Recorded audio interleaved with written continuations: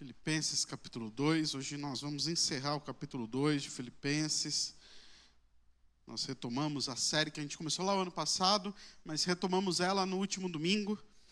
E agora, damos sequência, a gente vai terminar então o capítulo 2 de Filipenses. Filipenses 2, do 19 ao 30, é o texto para a nossa meditação nessa noite. Diz assim a palavra do Senhor. Se há, pois, alguma exortação em Cristo... eu comecei errado. 19. Vamos lá. Espero, porém, no Senhor Jesus, mandar-vos Timóteo o mais breve possível, a fim de que eu me sinta animado também, tendo conhecimento da vossa situação. Porque a ninguém tenho de igual sentimento que, sinceramente, cuide dos vossos interesses. Pois todos eles buscam o que é seu próprio, não o que é de Cristo Jesus. E conheceis o seu caráter provado, pois serviu o Evangelho junto comigo, como filho ao Pai. Este, com efeito, é quem espero enviar. Tão logo tenha eu visto a minha situação. E estou persuadido no Senhor de que também eu mesmo brevemente irei. Julguei, todavia, necessário mandar até vocês Epafrodito, por um lado, meu irmão, cooperador e companheiro de lutas, e por outro, vosso mensageiro e vosso auxiliar nas minhas necessidades. Visto que ele tinha saudade de todos vós e estava angustiado, porque ouvistes que adoeceu. Com efeito, adoeceu mortalmente. Deus, porém, se compadeceu dele, e não somente dele, mas também de mim, para que eu não tivesse tristeza sobre tristeza. Por isso, tanto mais me apresso em mandá-lo, para que, vendo-o novamente, vos alegreis e eu tenha menos tristeza. Recebei-o, pois, no Senhor com toda alegria, e honrai sempre a homens como esse, visto que, por causa da obra de Cristo, chegou ele às portas da morte e se dispôs a dar a própria vida, para suprir a vossa carência de socorro para comigo. Vamos orar mais uma vez. Santo Deus, louvamos o teu nome pela tua palavra, por aquilo que o Senhor nos diz a partir dela. Obrigado porque o Senhor nos dirige, nos exorta, nos conforta. Obrigado, Pai, por isso. E que nessa noite não seja diferente. Que possamos ouvir a tua voz, Senhor. Que possamos ser moldados conforme o caráter do nosso Salvador Jesus Cristo. Não para nós mesmos, mas para a honra e glória do Senhor Jesus. Essa é a nossa oração. Em nome de Jesus, amém. Faça o que eu digo, mas não faça o que eu faço. Essa é a máxima daquele que sabe que é um mau exemplo. Ele sabe que as coisas que ele faz não deveriam ser feitas. Ele até, no seu discurso, diz o que tem que ser feito, mas não quer que ninguém o imite. Por quê? Porque ele sabe que anda errado. É aquele errado com convicção. Ele até sabe o que é certo, ele sabe o que deveria fazer, mas não faz. E ele não quer ser exemplo para ninguém. O discurso é correto, mas a prática deixa a desejar. E é por isso que ele diz: escute o que eu tenho a te falar, mas não invente de fazer aquilo que você me vê fazendo. Irmão, muito da vida cristã, ela é aprendida a partir da observação da vida de outros cristãos. Cristãos esses que normalmente são mais experientes, pelo menos nesses assuntos que nós temos aprendido com eles. A verdade é que nós estamos o tempo todo observando, sendo observados, aprendendo e ensinando. Deus tem diversos meios para nos ensinar, para nos dizer como devemos viver, para nos dizer como que é a vida cristã. E os meios dele, na maioria das vezes, são ordinários. É o meio que ele sempre fala. Não é muito daquilo que a gente vê por aí, de ações sobrenaturais, místicas. Não, ele usa meios ordinários, onde as escrituras é o principal meio que ele utiliza, mas não o único. Dentre esses meios ordinários que ele usa para nos ensinar a respeito da vida cristã, está incluso a vida de outros irmãos. Um dos meios ordinários de Deus nos mostrar como viver é por meio de modelos de vida. Deus mostra para nós como devemos agir por meio de irmãos que agem como Ele gostaria que nós agíssemos. Logo, irmão, você que é um cristão, você precisa se preocupar com a sua maneira de viver. Você não pode ser alguém que apenas diz, faça o que eu digo. Ou seja, você não pode ser um cristão que só conhece como deve viver. Você deve ser um cristão que pode olhar para os outros sem medos e dizer, faça o que eu faço. Porque você é exemplo de vida cristã. Meu irmão, minha pergunta para você nessa noite é, você é um bom exemplo de vida cristã? Será que a nossa igreja tem oferecido bons exemplos de vida cristã? Será que nós, como cristãos que somos, nós estamos aqui bem servidos de bons exemplos para que nós possamos imitar a vida cristã dos nossos irmãos? Depois de tudo que Paulo escreveu até aqui na carta aos Filipenses, passar por esses versículos aqui que nós acabamos de ler, podem nos fazer não dar muita atenção àquilo que eles têm a nos dizer. Parece que não há muito conteúdo teológico, não há muito o que comunicar com esse trecho que nós acabamos de ler. E daí a gente, às vezes, passa por isso daqui, julgando de pouca importância. Irmão, é fato. O que Paulo diz aqui, nesse pequeno trecho, é muito comum, é muito ordinário, faz parte da vida corriqueira. Parece que não há, de fato, muito o que nós aprendemos aqui. Mas isso também mostra que a gente não pode pegar o que ele está dizendo aqui e dar uma importância a mais do que a gente deve. Então a gente tem que colocar esse texto no lugar. Ele é importante? É, mas também não vamos exceder a importância dele. Por isso a gente tem que entender o que Paulo está querendo fazer aqui. E na opinião de um comentarista chamado Gordon Fee, ele diz que a intenção de Paulo aqui nada mais é do que colocar todas as coisas em perspectiva quanto às intenções de Paulo para a carta como um todo. E você que está acompanhando a série Filipenses, você já deve ter ouvido eu dizer isso várias vezes aqui. Qual que é o interesse de Paulo? O maior interesse de Paulo aqui nesse texto é o progresso do Evangelho. Paulo está interessado no progresso do Evangelho. E a gente tem que olhar para esse texto pensando no interesse de Paulo. Qual que é o interesse de Paulo dando recomendações a respeito de homens que aquela igreja já conhece? Ele está mandando um currículo de 2 homens, Epafrodito e Timóteo, para aquela igreja. Mas para quê?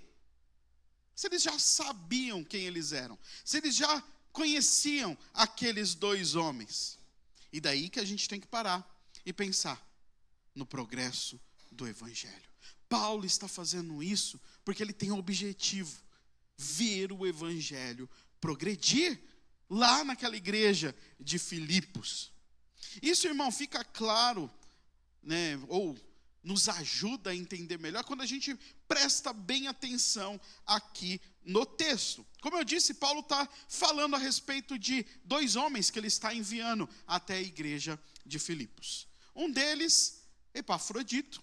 Epafrodito fazia parte daquela comunidade e ele havia sido enviado justamente como uma missão, atender às necessidades de Paulo em nome da igreja de Filipos. Só que Paulo não começa falando disso. Esse era o primeiro homem que chegaria lá, Epafrodito. Mas Paulo não começa falando de Epafrodito. O primeiro versículo, versículo 19, nós vemos que ele fala primeiro de Timóteo. E Timóteo iria depois de Epafrodito. Então, por que Paulo está apresentando primeiro Timóteo, ao invés de falar de Epafrodito? Porque Paulo está querendo deixar claro essa ideia do progresso do evangelho. O que Paulo está falando a respeito de Timóteo e da intenção da visita de Timóteo àqueles irmãos está totalmente conectado ao que a gente viu desde lá do versículo 27 do primeiro capítulo. Eu disse que, no último sermão, que Paulo estava fazendo um apelo a respeito da unidade, desde lá do capítulo 1, no versículo 27. Apelo que terminou quando a gente viu semana passada até o versículo 18. Então, quando Paulo traz primeiro, mudando a ordem cronológica das coisas, porque até então a cronologia está certinha na carta, agora ele muda, ele fala de um aspecto futuro em relação àquilo que está acontecendo. Quem levou a carta foi Epafrodito, ele já está lá, mas ele fala primeiro da visita de Timóteo, e isso está conectando as coisas aqui. Por quê? Qual que é o objetivo de Timóteo com a ida lá? É ver se a carta surtiu algum efeito. Paulo está enviando Timóteo lá para ver se eles reagiram diante das expectativas de Paulo, diante da necessidade do evangelho progredir. E por isso, nesse aspecto, a visita de Timóteo é mais importante do que a de Epafrodito. Porque Paulo está dizendo que vai enviar para ver como as coisas estão. Para ele poder levar notícias para Paulo se aquilo que ele havia falado tinha tido algum efeito sobre a vida daquela igreja. Então, como a visita de Timóteo está diretamente relacionada a essa intenção, é por isso que Paulo fala primeiro da visita de Timóteo, invertendo a ordem cronológica aqui. Como eu disse, Paulo vai dar uma recomendação a respeito desses homens. Ele faz uma recomendação: Timóteo, Epafrodito, mesmo que aquela igreja os conhecessem bem. E isso, irmão, nos faz perceber que Paulo, ele está querendo dizer para os filipenses que eles podem olhar para aqueles homens como exemplo de vida cristã. Eles podem, para progredir no evangelho, que é a intenção, a preocupação de Paulo, olhar para como aqueles homens vivem. Então, ter um modelo, copiá-los, imitá-los, para que eles assim façam com que o evangelho avance. Paulo está dizendo para aquela igreja, está vendo? Timóteo e Epafrodito, façam o que eles fazem. Com isso, irmãos, eu acredito que nós podemos aprender com um exemplo desses dois irmãos, ações que vão nos ajudar a sair de uma vida só de discurso, que vão nos impulsionar a viver o evangelho e oferecer para aqueles que nos cercam um modelo de vida cristã. A gente vai poder dizer: faça o que eu faço, e não só faça aquilo que eu digo. Então, quero te apresentar essas ações. A primeira delas, a gente encontra aí no versículo 20 e 21. Você quer ser um modelo? Você quer poder dizer: faça o que eu faço? Você precisa abrir mão de si mesmo. Você precisa abrir mão de quem você é. Olha o que Paulo diz aí. Por que ele está enviando Timóteo? Porque a ninguém tenho de igual sentimento que sinceramente cuide dos vossos interesses. Paulo olha para os seus cooperadores e ele fala assim: o único que eu estou percebendo que cuida de fato do interesse dos outros é Timóteo. O único que eu percebo que tem o mesmo sentimento para com essa igreja, para com os outros irmãos, é Timóteo. Em Timóteo eu enxergo uma preocupação genuína. Em Timóteo não está preocupado só com si mesmo. Ele está preocupado com a vida dos seus irmãos. O que Paulo diz aqui sobre Timóteo é muito parecido com um apelo que ele fez lá nos versículos 3 e 4. Olha o que ele diz no versículo 3 e 4. Nada façais por partidarismo ou vanglória, mas por humildade, considerando cada um os outros superiores a si mesmo. Não tenha cada um em vista o que é propriamente seu, senão também cada qual o que é dos outros. Essa foi a exortação de Paulo aos filipenses. E agora ele está falando, eu estou enviando alguém aí, que vocês vão ver colocar isso em prática. Alguém que entendeu isso daqui, alguém que vive isso daqui. Porque Timóteo, de todos os que estão aqui, é quem eu vejo que não está preocupado apenas com seus próprios interesses, mas que está preocupado genuinamente, verdadeiramente, com os interesses dos outros. Isso ressalta a ideia de que Paulo está oferecendo um paradigma, um modelo para a igreja de Filipos. Mas, irmão, é importante também a gente notar que Paulo não está necessariamente dizendo que nenhum cristão que ele conheça se preocupe com o interesse dos outros. Paulo não está falando que Timóteo é o único em que ele vê essa qualidade, ou que nenhum dos seus outros cooperadores se preocupem também com a vida dos outros irmãos. O que Paulo está fazendo é contrastando a atitude de Timóteo, muito provavelmente, com aqueles de Roma, que Paulo falou que pregavam o evangelho, mas não pregavam verdadeiramente, não pregavam com as motivações corretas, lá no início da carta.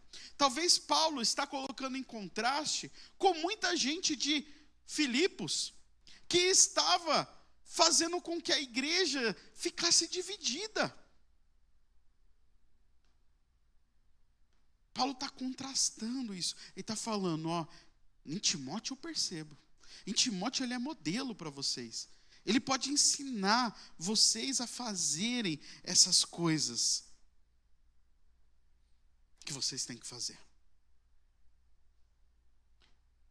Timóteo pode ensinar vocês a abrir mão dos seus próprios interesses.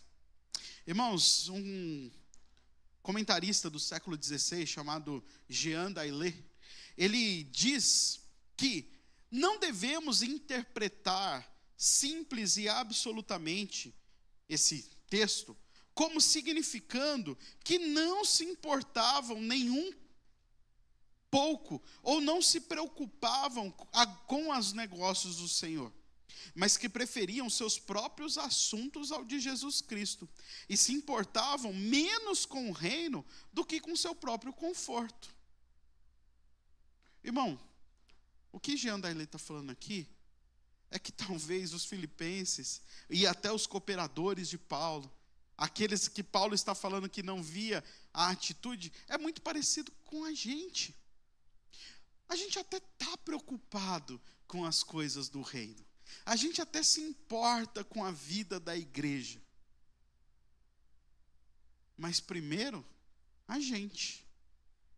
E depois, as coisas do Senhor. E não me parece que essa é a atitude correta. Porque o modelo que Paulo dá é de alguém que coloca os interesses dos outros em primeiro lugar. Alguém que sabe que precisa abrir mão de si mesmo. Esse é o modelo. João Calvino, ele também comenta esse texto, e ele afirma o seguinte: é impossível que alguém se dedique a si mesmo e à igreja. Pois necessariamente um ou outro sentimento deve reinar em nós. Ou a gente negligencia nós mesmos, ou a gente age indevidamente em nosso próprio proveito e servimos a Cristo de maneira superficial. Isso porque você deve abrir mão de seu próprio direito para cumprir o seu dever.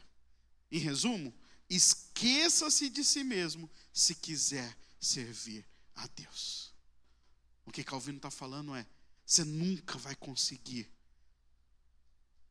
trabalhar pelos seus próprios interesses e os da igreja ao mesmo tempo. Ou você vai estar preocupado com um ou com o outro. Se você não negligenciar a si mesmo, você vai estar negligenciando os outros, a igreja.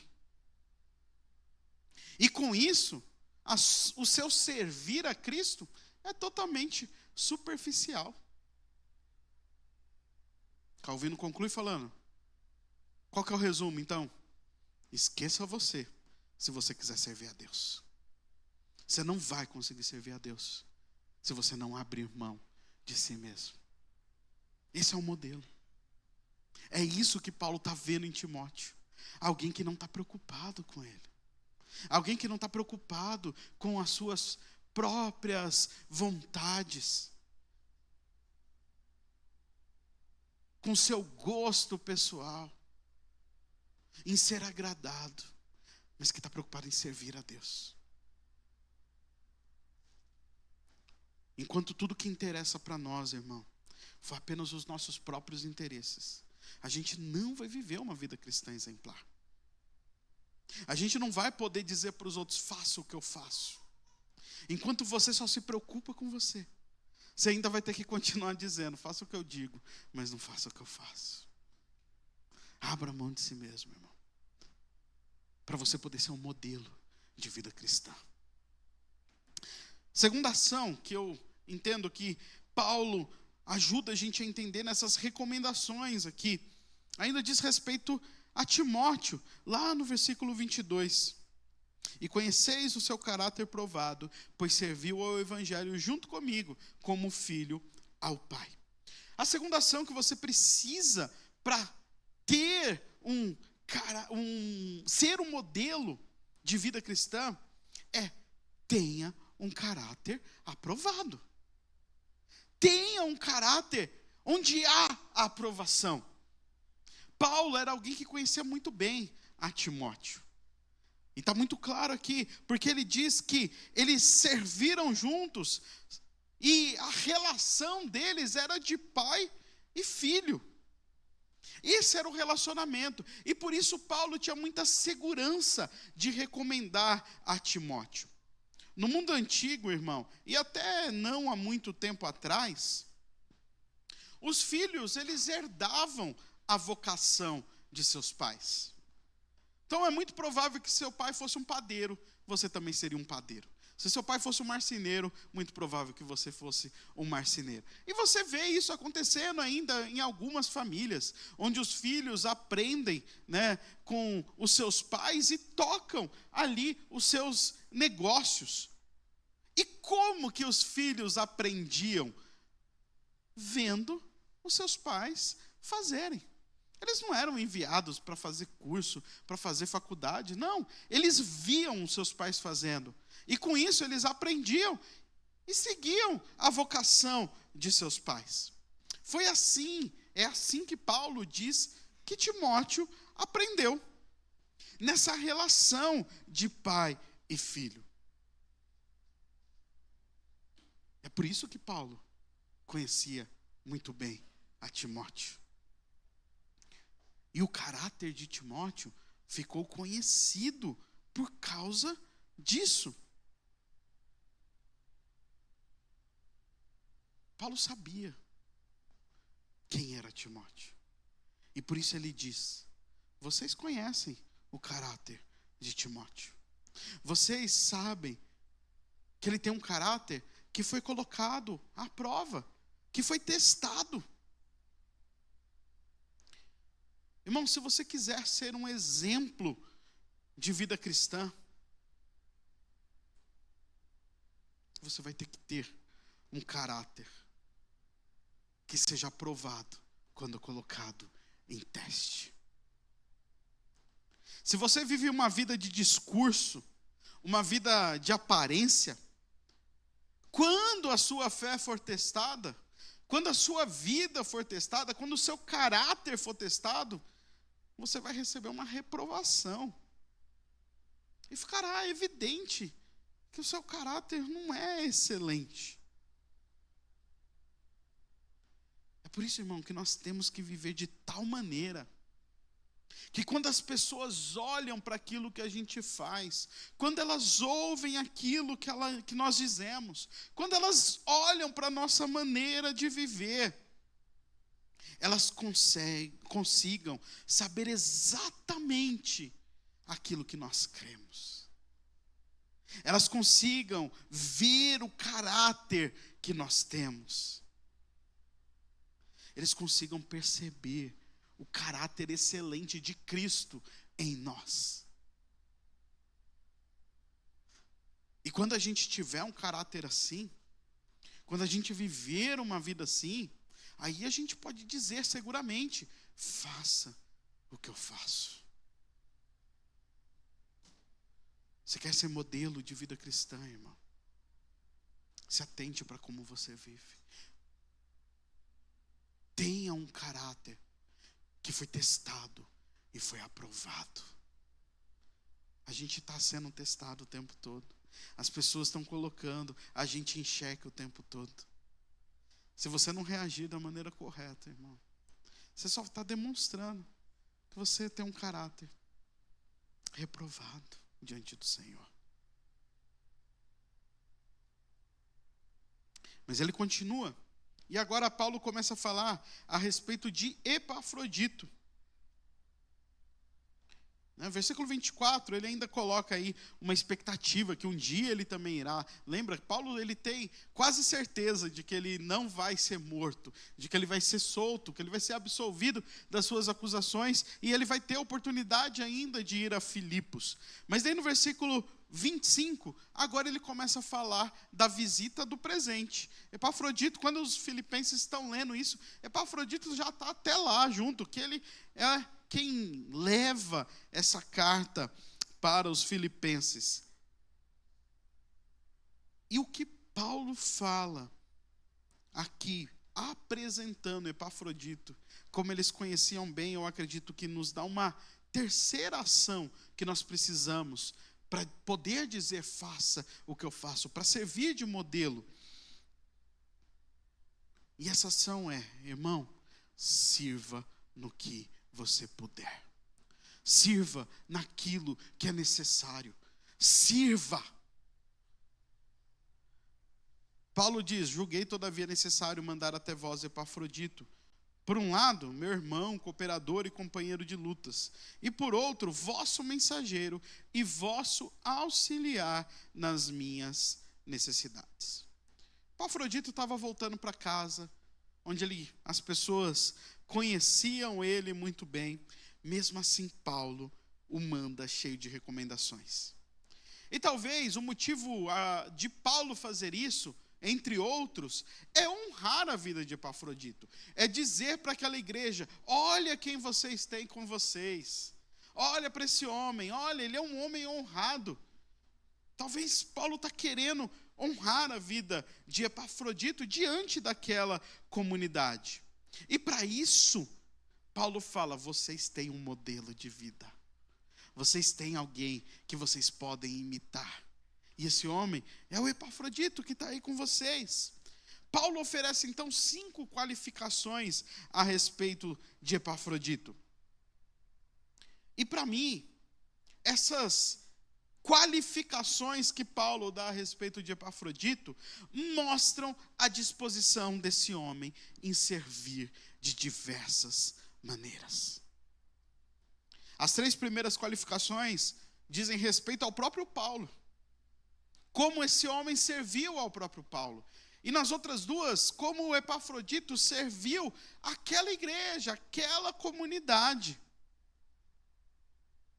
Então, eu quero só te mostrar aqui rapidamente como Paulo faz isso, né? Primeiro, Paulo mostra o relacionamento dele com Epafrodito. E ele coloca aí a palavra irmão. Do lado de Paulo, Epafrodito serviu a ele como um irmão. Paulo está falando, Epafrodito vive o relacionamento que Deus propõe ao seu povo. Epafrodito entendeu que o relacionamento entre o povo de Deus é um relacionamento de família. E ele me serviu por meio disso. Ele me serviu sendo meu irmão, vivendo o relacionamento que Deus propôs para nós. Paulo depois fala que ele foi seu cooperador. Esse era um termo que Paulo usava para todos aqueles que trabalhavam com ele pelo evangelho, de diversas maneiras. Epafrodito foi alguém que ajudou Paulo no seu ministério, que lutou junto com Paulo pelo evangelho. E ele ainda diz que também ele era companheiro de lutas. Epafrodito era um companheiro de batalha. E é engraçado, irmão, que Paulo, ele não costuma usar muitos termos militares. Mas aqui, Paulo faz isso por quê? Porque Filipos era uma colônia romana. E, além de ser uma colônia romana, ele era praticamente uma colônia de militares aposentados. Paulo está falando, trazendo um termo militar, porque ele estava falando com um povo que entendia bem o que era um companheiro de lutas, um companheiro de batalhas. Era alguém que estava do seu lado. E Paulo praticamente está enviando Epafrodito como um colega, um soldado que foi ferido na batalha. Está mandando ele de volta para casa, para ele se recuperar, para ele descansar. Paulo está deixando muito claro que Epafrodito era alguém que lutava, que servia, que não tinha medo. Mas Paulo continua falando, e agora ele começa a falar do relacionamento de Epafrodito com aquela igreja. E daí ele usa primeiro a palavra aí, mensageiro. Essa palavra é literalmente a palavra apóstolo. E lógico que Paulo não está colocando Epafrodito como um dos apóstolos da igreja. Ele está usando aqui de uma maneira mais geral, mais ampla, no sentido de que Epafrodito serviu como um enviado daquela igreja. Ele serviu aquela igreja a representando, quando mandou para cuidar dos assuntos de Paulo, para cuidar da vida de Paulo naquela situação que ele estava. Ele foi enviado como representante oficial da igreja.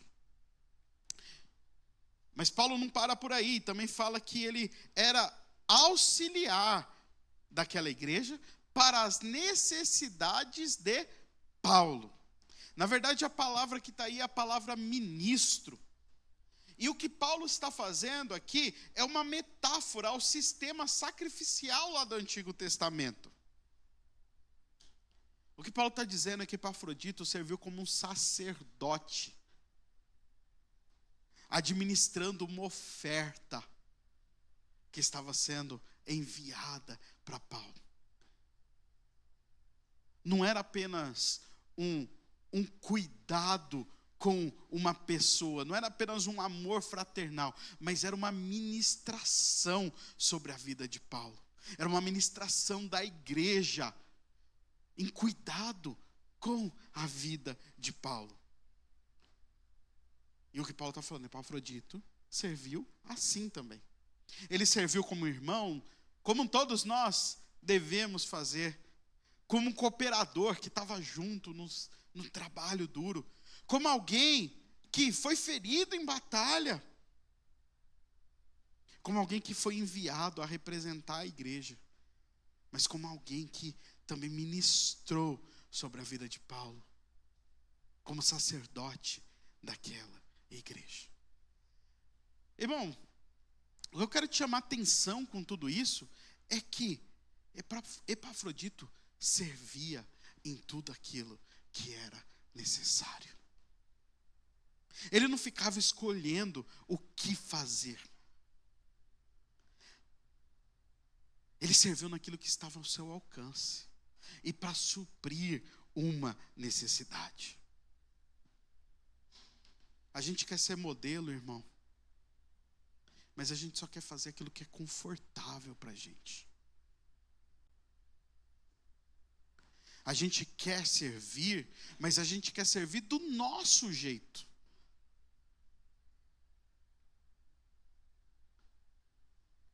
A gente quer servir, mas quer servir só em posições de destaque.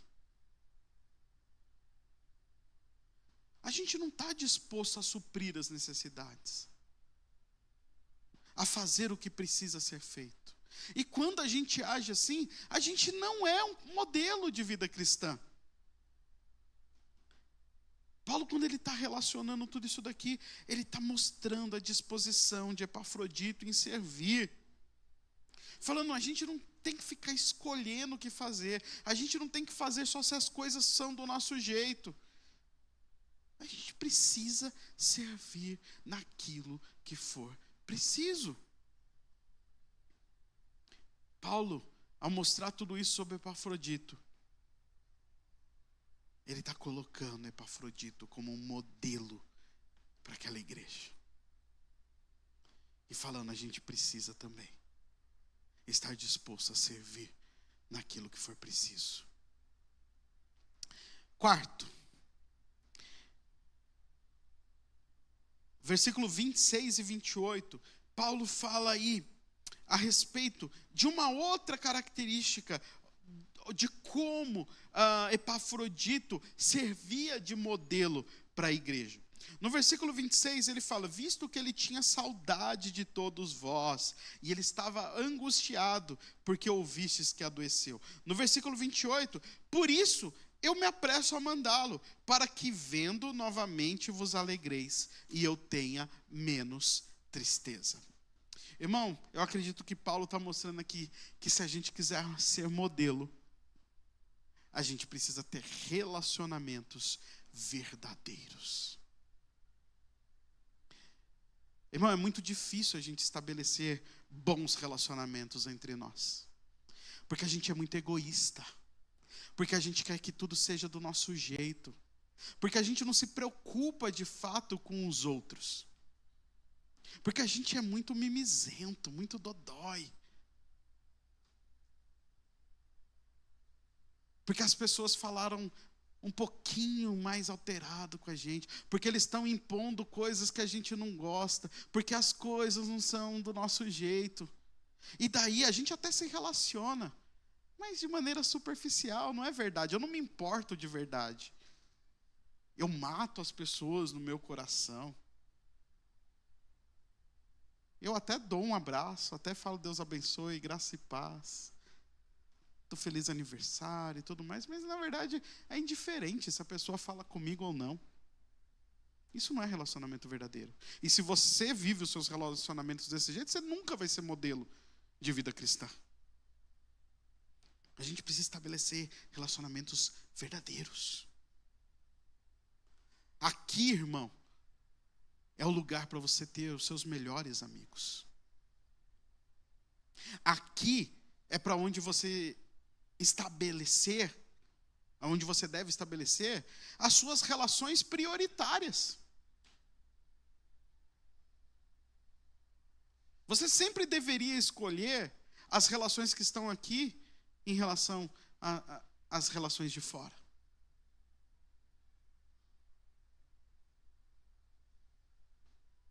A gente deveria se importar mais uns com os outros.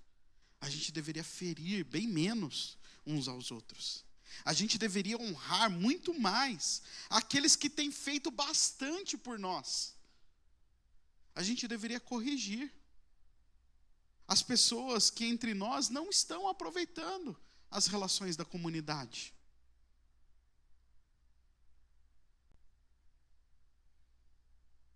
A gente está falando de algo muito maior, irmão, do que relacionamentos superficiais. Muito maior do que relacionamentos interesseiros. A gente está falando aqui de relacionamento de verdade. Que a gente está entrelaçado de verdade. Eu estou falando isso porque, quando eu leio isso daqui, parece que é assim o relacionamento dos filipenses com Epafrodito. Paulo diz que estava enviando Epafrodito de volta porque ele estava com saudade. Porque ele estava angustiado em mostrar para os irmãos que estavam preocupados com ele que ele estava bem.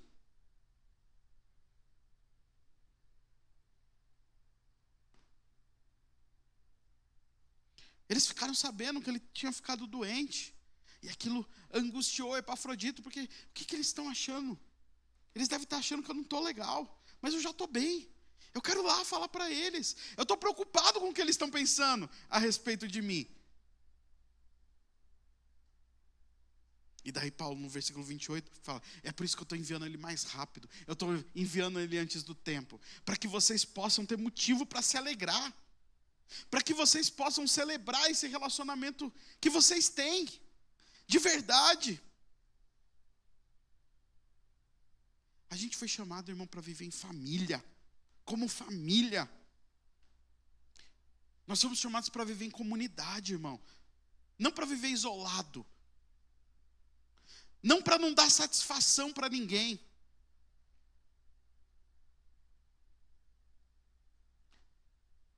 E perceba, irmão, que eu não estou falando só da atitude da gente buscar os outros que estão sumidos, mas de quem está sumido também ter a percepção de que o povo aqui está preocupado, de que o povo aqui está com saudade, e de falar: eu tenho que ir lá.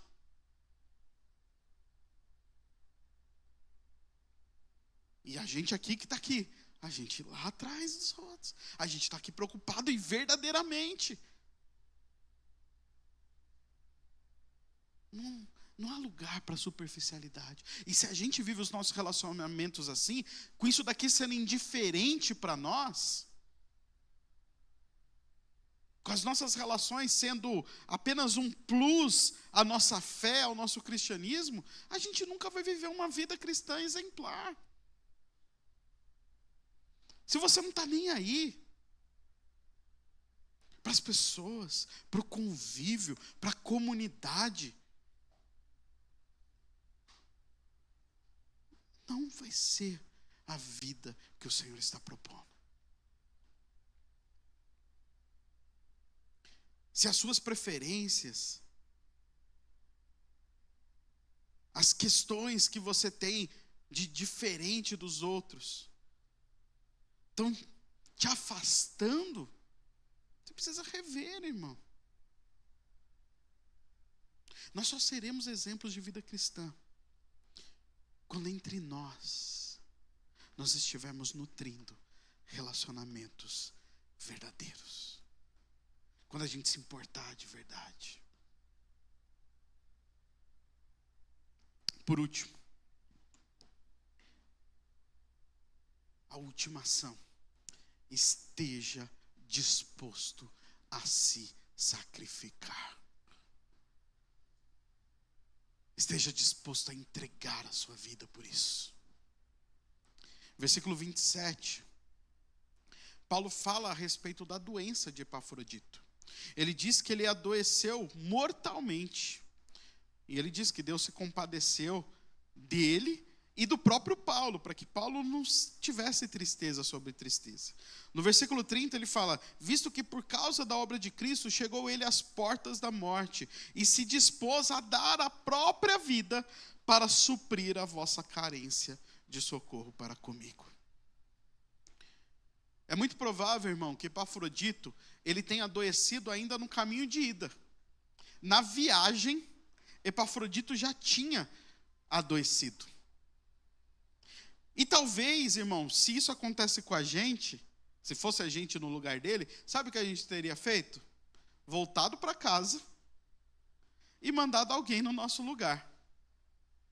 Mas não é o que Epafrodito faz. Mesmo com uma doença muito séria, uma doença que quase o levou à morte, Epafrodito não desiste. Ele não volta para casa.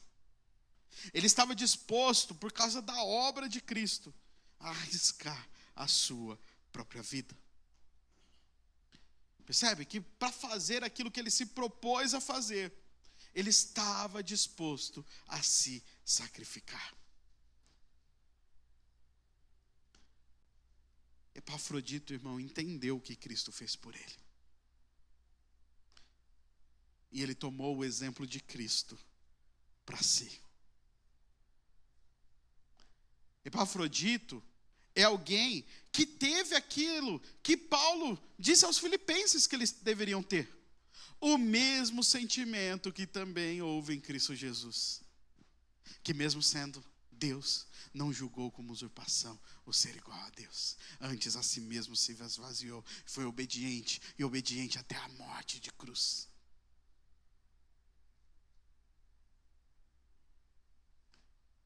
Irmão, frequentemente eu me pergunto se a gente é assim.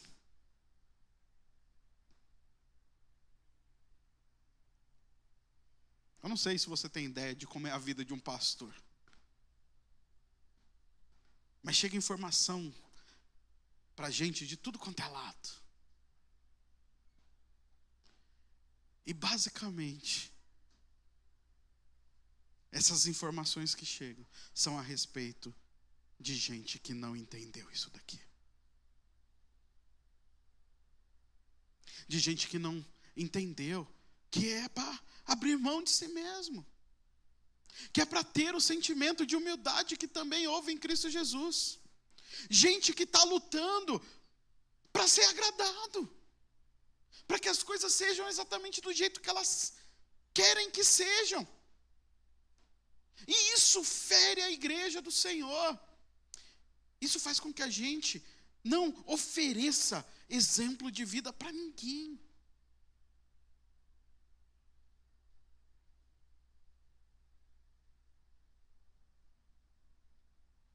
O quanto, irmão, nós estamos dispostos a nos sacrificar pelo Evangelho, pela nossa comunidade, pela vida da igreja.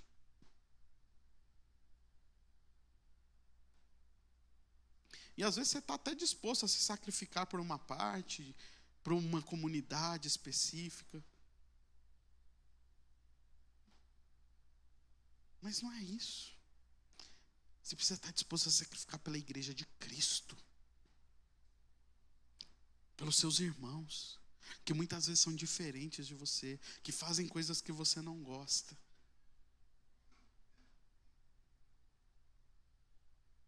Você precisa estar disposto a abrir mão. Nós não seremos bons exemplos, não seremos modelos de vida cristã, se a gente não estiver disposto a se sacrificar. Você quer dizer, faça o que eu faço?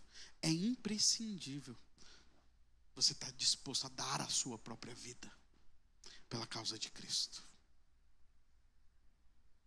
Eu volto a te perguntar, irmão, você tem sido um bom exemplo?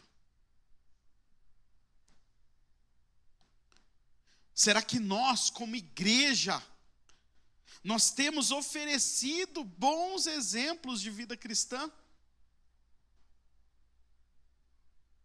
A gente não pode, irmão, ser um povo que diz, faça o que eu digo, mas não faça o que eu faço. E muitas vezes é isso que a gente está fazendo com a nossa vida cristã. A gente está discursando, a gente está dizendo como as coisas têm que ser, mas quando as pessoas olham para a nossa vida, elas não enxergam isso que elas veem no nosso discurso.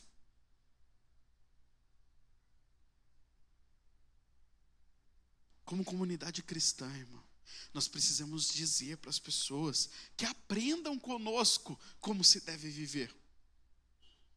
A gente precisa oferecer bons exemplos de vida.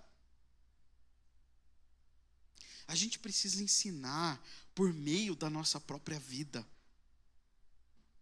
as pessoas lidarem com as suas questões. Ou seja, irmão, você precisa ensinar por meio da sua vida como ser um bom trabalhador, como ser um bom funcionário. As pessoas precisam olhar para você e saber como é ser um bom pai, uma boa mãe. As pessoas precisam olhar para você e saber como é ser um bom cônjuge. As pessoas precisam ver você enfermo e aprender como lidar com a doença.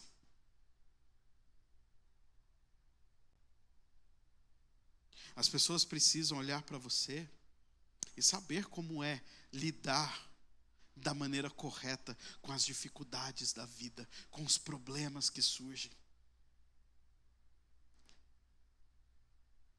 As pessoas precisam olhar para você e saber como é ser um bom crente, como é ser um bom membro de igreja.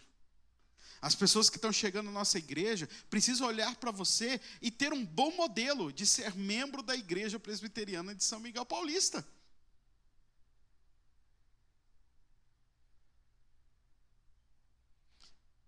As pessoas precisam olhar para você e saber como é ser um bom servo.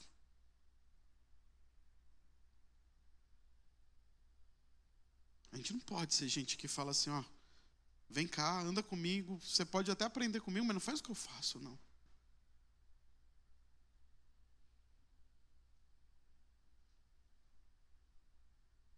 Esperando que ninguém olhe para você. Porque você sabe que você não é um bom exemplo de crente, que você não é um bom exemplo de membro. A gente não pode ser assim, irmão. A gente não pode ter medo de ser exemplo para as pessoas. A gente tem que ser gente que diz, você quer aprender a viver bem? Você quer aprender a viver corretamente? Você quer aprender a lidar com as circunstâncias da vida? Olha para mim. Faça o que eu faço.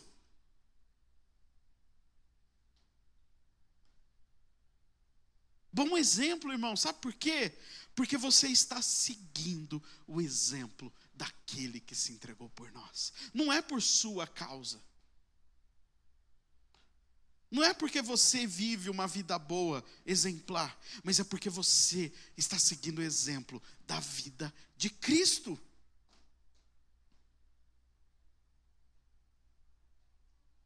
O maior exemplo que nós poderíamos ter.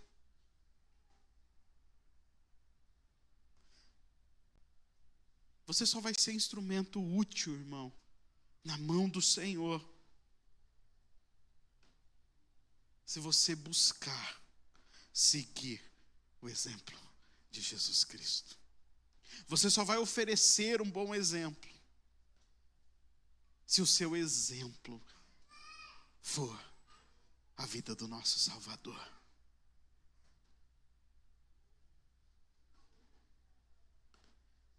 Diante disso, irmão, só resta uma coisa para nós. Pedir para que o Senhor sonde o nosso coração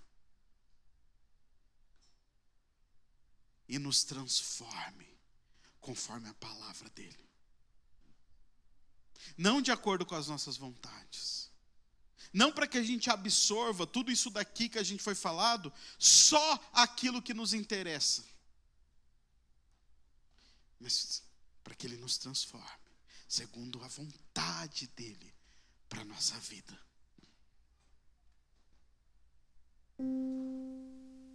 Você quer ser útil, irmão? Você quer ser um bom exemplo? Você quer dizer, faça o que eu faço? Você tem que falar, Senhor, o Senhor me conhece. O Senhor sabe as coisas que eu não tenho seguido o exemplo do meu Salvador. Por isso, Senhor, sonda o meu coração. Enche-me da Tua palavra. Me transforma e me usa como exemplo útil. Faça de mim alguém onde as pessoas possam olhar e ter um modelo para seguir. E é isso que a gente vai pedir agora para o Senhor. Sonda, Senhor, o meu coração. Encha-me. Me quebranta, Senhor. Me transforma. Então eu vou ser útil. Eu vou poder ser usado.